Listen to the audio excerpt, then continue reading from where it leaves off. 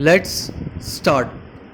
Hi guys, this is Shekhar from Shekhar fitness general. और अभी ही मैंने एक वीडियो बनाई थी जिसमें मैंने ये बताया था कि मैं अब से मेंटेनेंस पे खाऊंगा और मैं अपने बल्क और कट के साइकिल से बाहर निकलूंगा, क्योंकि मैं अपने हार्मोन्स को स्टेबलाइज करना चाहता हूँ। I want to have a healthy life.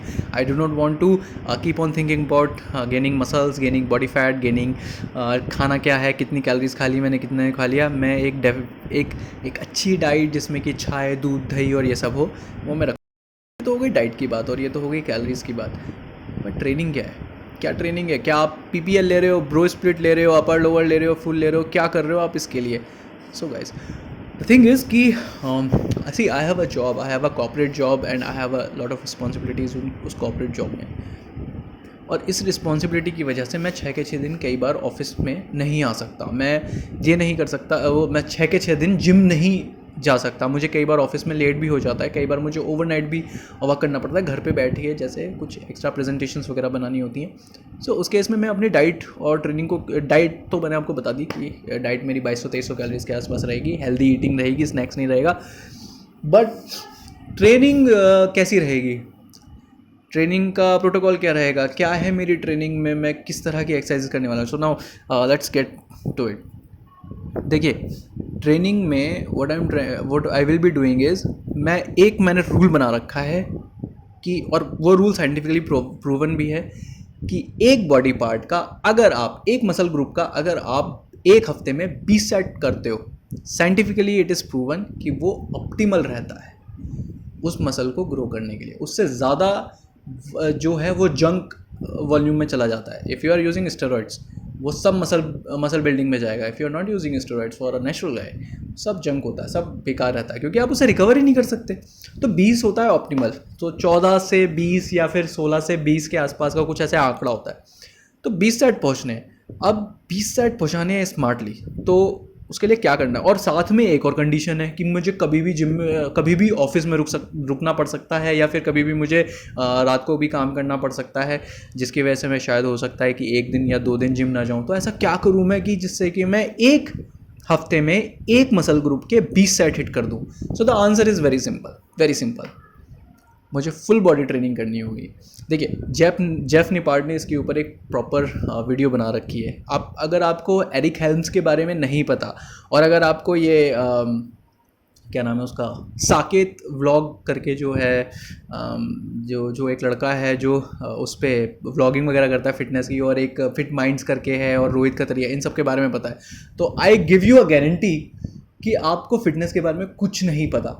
क्योंकि एरिक हेल्म्स एक वो पर्सन है, वो साइंटिस्ट हैं, वो पर्सन है जो कि रिसर्च और जो स्पोर्ट्स के साइंटिस्ट हैं बेसिकली।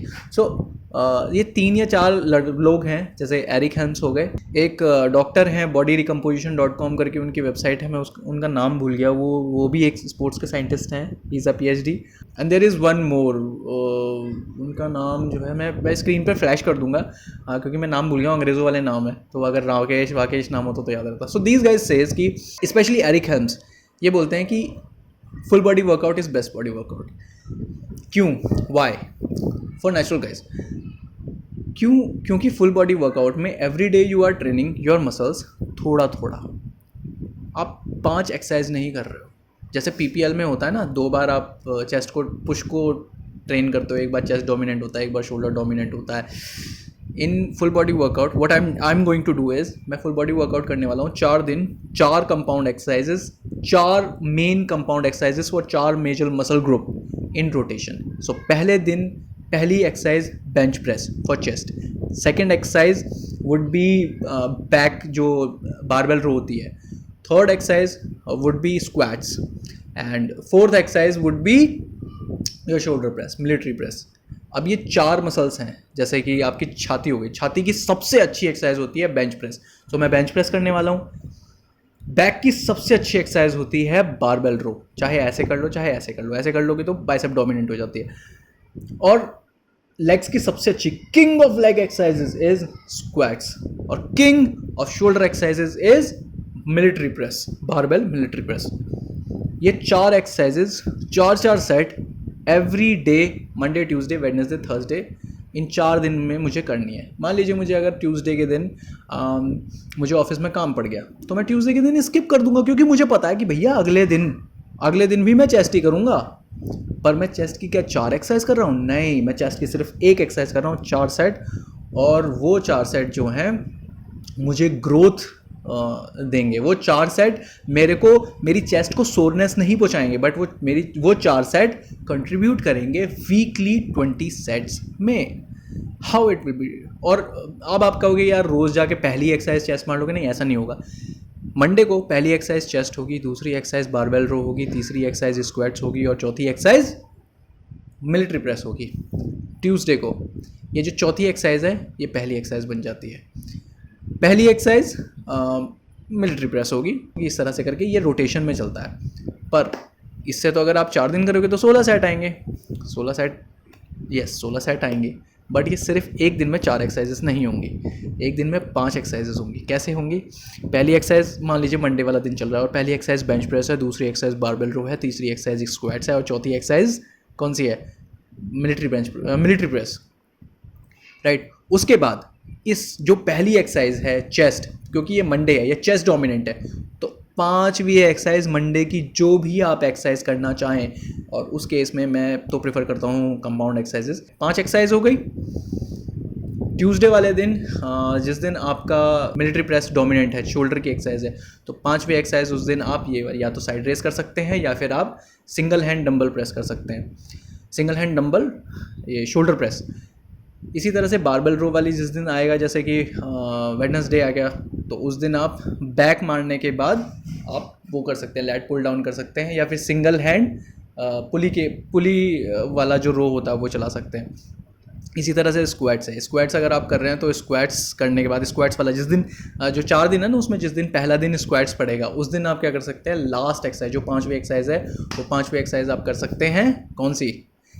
लेग्स की कोई भी कर सकते हैं आप। लेग प्रेस कर सकते हैं, गॉबलिन स्क्वाट्स कर सकते हैं आप सिंपल वो जो होती है लेग प्रेस होती है वो वाली कर सकते हैं, या फिर वो जो पैर चलाते हैं सिंपल आइसोलेटेड क्वाड की होती है, क्वाड लेग मूवमेंट की होती है, कुछ एक ऐसे करके होती है, वो वाली एक्सरसाइज आप कर सकते हैं।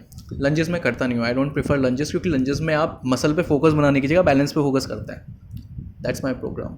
और अब आप इसमें कहोगे यार इसमें तो बाइसेप ट्राइसेप है ही नहीं, पर आप देखो 4 दिन के अंदर 4 एक्सरसाइज करी हैं, 20 set each and every muscle group के मेजर कंपाउंड एक्सरसाइजेस से हो चुके हैं। आपकी एक्सरसाइज 4 दिन में कंप्लीट हो चुकी है। आपका ट्यूसडे छुट्टी हो गई, वेडनेसडे छुट्टी हो गई, तो भी आप मंडे ट्यूसडे छुट्टी, वेडनेसडे छुट्टी, थर्सडे और फ्राइडे में जाके भी 4 दिन पूरे हो जाते हैं। आपकी 20-20 एक्सरसाइज, 20-20 जो है आपके ग्रुप ये वाला हो जाता है। और ये जो 5 एक्सरसाइजें कितनी देर में होती हैं? 5 एक्सरसाइजेज आपकी हो जाती हैं 1 घंटे के अंदर। बट आप as a natural you can not build bicep and tricep जब तक आप बाइसेप एंड ट्राइसेप पे प्रॉपर्ली फोकस ना करो। तो मान लीजिए एक ऐसा हफ्ता है जिसमें कि आपको 6 के 6 दिन जाना है, संडे की छुट्टी है, राइट। सो सैटरडे वाला दिन आर्म्स का डे है, और सैटरडे वाले दिन आर्म्स के दिन आप क्या कर सकते हैं? आप 4-4 सेट बाइसेप और ट्राइसेप के, या तो 4-4 एक्सरसाइज ले लीजिए बाइसेप की या ट्राइसेप की, या फिर आप ये कर सकते हैं कि ये जो 4 जो दिन हुए हैं ना, मंडे ट्यूसडे वेडनेसडे थर्सडे, इन चारों दिन आपने 5वीं कंपाउंड एक्सरसाइज करने के बाद 3 सेट ट्राइसेप के और 3 सेट बाइसेप के आप मार सकते हैं। इससे होगा ये जो अल्टीमेट गोल है 16 to 20 सेट्स को पहुंचाने का, वो गोल अचीव हो जाएगा। And that's what my plan is. मुझे 20 सेट पहुंचाने हैं, 20 क्वालिटी सेट्स, और 16 से 20 सेट के बीच में मैंने ये चीज़ करीब 2 हफ्ते हो गए करते हुए, या 2 हफ्ते के आसपास हो गए करते हुए। एंड आई फेल्ट कि मुझे इसमें बहुत अच्छा फील होता है, सोरनेस भी नहीं होती, मुझे महसूस होता है कि थकान हो रही है उस मसल ग्रुप पे, मुझे महसूस हो रहा है ग्रोथ। एंड मैं अपना वर्कआउट लिखता हूँ कि मैंने कितना सेट पे कितना वो मारा है, एक्सरसाइज करी है, मुझे वो भी उसमें भी मुझे डिफरेंस दिखाई दे रहा है। और क्योंकि ये बहुत स्लो है, लेग्स एवरीडे से, स्क्वाट्स एवरीडे से, जैसे कि इवान करके एक वो है यूट्यूबर है, he is doing squats everyday and he is growing very slowly, but you grow. जब आप एक चीज़ रोज़ करते हो यू ग्रो। एक अपलिफ्टर नाम करके एक यूट्यूबर है, he is also doing chest, but he is doing chest daily, he is growing very slowly. इसी तरह से मैं ये चारों चीज़ें कर रहा हूँ, मैं फुल बॉडी वर्कआउट कर रहा हूँ which is proven by science, which is supported by extremely dedicated people, जैसे कि जेफ निपार्ट है। मैंने उनसे नहीं सीखा ये, मुझे बस अपनी फिजिबिलिटी के हिसाब से सही लगा, मैंने बनाया था, बट मुझे उनसे वैलिडेशन मिली कि हाँ अगर साइंटिफिकली प्रूवन है तो ये प्रूवन है। This is my workout. मैंने स्क्रीन पे बाकी ये सब तो फ्लैश कर ही दिया होगा अभी तक, एंड आई होप कि मैं ये वर्कआउट जो है कंटिन्यूसली करता रहूँ। मेरा अल्टीमेट गोल है स्क्वाट्स में 140 किलो की स्क्वाट्स मारना, और बेंच प्रेस जो है मेरी, मुझे 100 किलो के 5 रेप्स मारने बेंच प्रेस में, और जो मिलिट्री प्रेस है उसमें मुझे 60 kg के 5 रेप्स मारने हैं। जो बारबेल रो है उसके लिए मेरा कोई गोल नहीं है, बिकॉज मेरी बैक बहुत जल्दी रिएक्ट करती है स्टिमुलस को। मुझे ऐसा लगता है मेरी बैक बहुत सही से रिएक्ट करती है, मुझे बैक अच्छे से पकड़ में आती है। तो I don't have that any particular goal for this back, क्योंकि मेरी बैक मतलब रॉड छूते के साथ ही पंप हो जाती है। तो इसलिए अगर मैं वेट का फिर भी अगर कोई गोल मैं बोलना चाहूँ तो मुझे ये है कि करीब 70 kg की जो बारबेल रो के 5 में स्लोली कंट्रोल्ड मूवमेंट में मैं मारना चाहता हूँ। So these are my strength goals.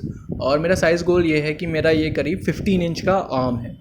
I want to make it 15.5 inch.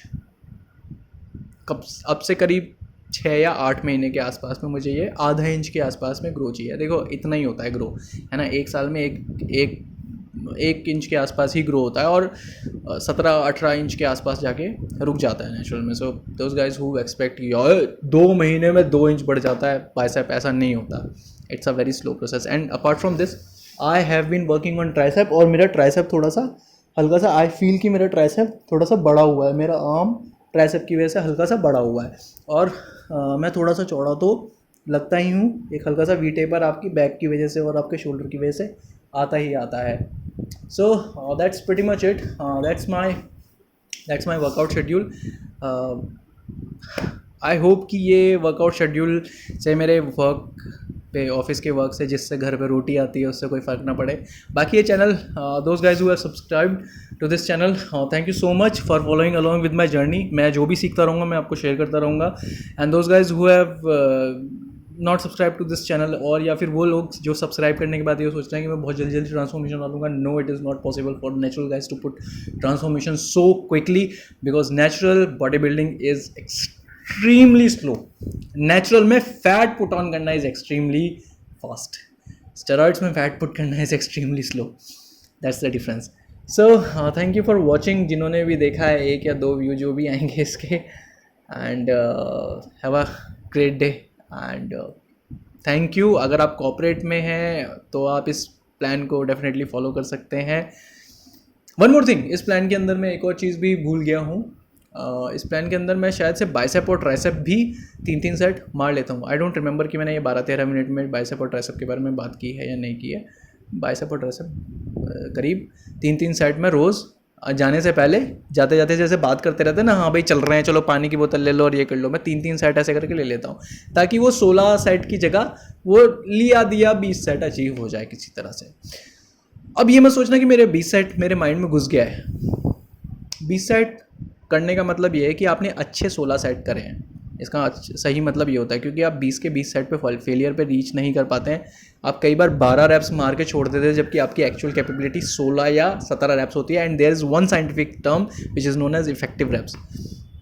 सो वो इफेक्टिव रैप्स तक आप पहुंच ही नहीं पाते हैं, तो इसलिए मैं काउंट ही नहीं करता हूँ। मैं अगर 20 सेट बोल रहा हूँ तो उसमें 16 सेट ही काम के होते हैं। So that's pretty much it, that's what my goals are, that's what I am thinking. और मैं शायद अपने गोल की एक और वीडियो बनाऊंगा अभी के अभी। So thank you so much. Have a great day. Bye.